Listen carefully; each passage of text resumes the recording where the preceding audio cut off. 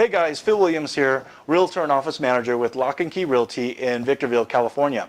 So I want to make a video today about home selling. Maybe you're seeing the market has gone up and you're thinking this is a great time to sell. I could take advantage of getting some of that great equity that has accumulated over the last couple of years. And you're thinking, well, what can I do? Some of the questions, one of the most frequently asked question that I get asked by sellers or people that are thinking about selling their home is, what can I do to get the most bang out of my buck, most return on my investment dollars? And what I tell them is, usually I'll sit down with them and I'll go through the home and I'll say, okay, these are the things that I would do first. So I made a list here, and I think that these are maybe the least expensive things that you can do to get the most out of your investment. So number one on my list is basically comes down to curb appeal. So when I'm out showing homes, it's kind of funny, and I'm getting in sync with my buyers, and I already kind of know what they like or dislike after showing them maybe 2 homes. If we pull up to a home and it's really ugly, maybe it just looked really nice on the internet, and you pull up to it and it's just like, ooh man, this looks terrible. The house it's flaking, the yard is weeds overgrown. Maybe when they took the MLS pictures, they had those things in check, but now it's been on the market sitting for a little while.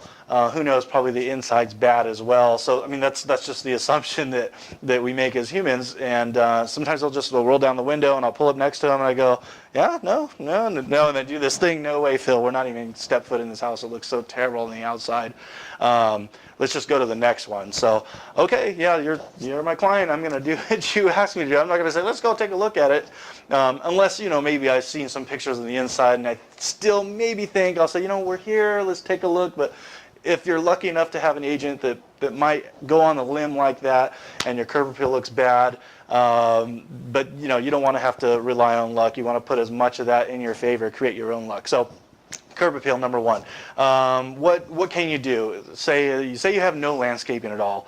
Number one, just get rid of all the weeds. And maybe you don't live in town and it was a rental property, you're a landlord, and now you're just done with being a landlord, all the hassle that comes with chasing rent and dealing with all the maintenance and whatnot. So it's time to sell. Hire a gardener that comes out twice a month and have them clean, keep the yard neat, keep it looking nice. So yeah, curb appeal. If maybe, like I said, you don't have anything, maybe put like a border in there 2 feet wide or 3 feet wide and put some of those wood chips along the walkway. And then add a couple of plants by the front door, nothing too crazy or big, but like you're having to do this to get to the front door, just something neat, and if it accommodates that, or if he has the shelves in front of the windows, put some plants there.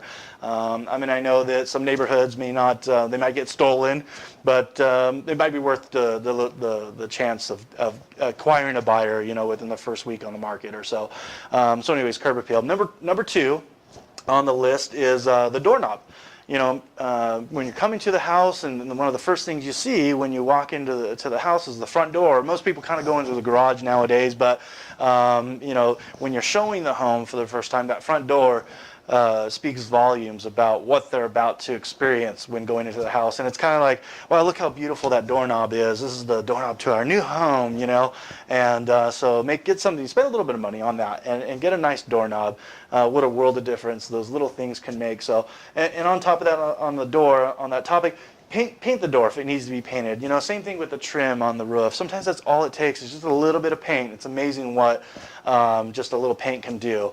So let's see. Number 2 on the list is keeping a nice, clean interior. So maybe you have to have a little self-examination here and maybe have that tough talk with yourself and say, I'm almost borderline hoarder, like that show, and have those mountains of things, and maybe you're not that bad, but maybe you just need to clean all the clutter out, get it as open as you can. Some buyers are claustrophobic, and I've had it several times where we go into a home and great on the outside, beautiful entryway and all that, and then you just go in, it's just so much stuff, and you feel claustrophobic, and the buyers, I can't even be in here. Maybe I might like the house, but I can't even go any farther because there's so much clutter, and I just feel like I can't breathe, Phil, let's go, you know, and they give me that little signal, and then maybe the buyers or the sellers there are like, oh, let me show you around the house, let me show you everything about it, you know. So sometimes you get tortured into going through those. All they can think about is getting out because it's so cluttery. So keep it nice and clean. Remove all the excess furniture that you don't need. You don't need an end table, and a bunch of chairs. You know, you kind of get where I'm coming from, and all these plants and stuff growing all over the place like you're in a jungle. So I showed a home last week. It was like a jungle home. Had vines coming from the ceiling. It was crazy. So get rid of all that stuff. You know, people don't like what you like. You just want to make it kind of a clean slate. Very simple. Maybe it's a vacant home again. You were a landlord and there's no furniture, nothing there. You can stage it just a little bit. You don't need to put a bunch of furniture or any furniture at all for that matter. You can just put like a couple of plants, you know, in a pot, little fake plants. You can get it at some of these craft stores and things. And maybe a picture on the wall that says home sweet home. Very simple. You know, little touches like that, a clock on the wall. You know, those are fun things that you can do to possibly make it look a little bit more, you know, in the imagination, spark the imagination of what they can do with their home. Let's see. So that was number 4. Number 5. Oh, this is kind of like an investor secret, and I hope I don't make some investors mad with this. But when you go to sell your home and say you have an extra den. You can't technically sell it as an extra bedroom unless you have a closet. So all you simply need to do is add a closet to that den, and now you have an extra bedroom. So as real estate agents, when we're trying to come up with the value of what a home is worth, one of the first things we do is look at comparable solds. And with the comparable solds, you know, what we're looking for is how many bed baths there are, square footage, and all that stuff. But the bed bath are the big ones. So the more bedrooms you have, the more value your home is worth.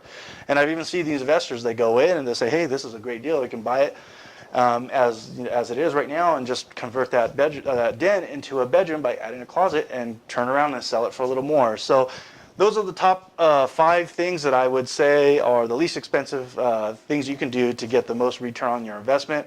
If you like this video, I'm going to keep putting out more and more. You can subscribe to my channel by clicking on the subscribe just below. Again, this is Phil Williams with Lock and Key Realty in Victorville, California.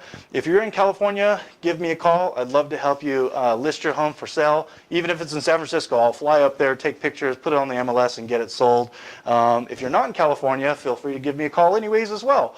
I'll help you resource and find a great agent in your area and help you get your home sold as well that way. Thank you so much for watching. And again, this is Phil Williams. Take care. Have a great day.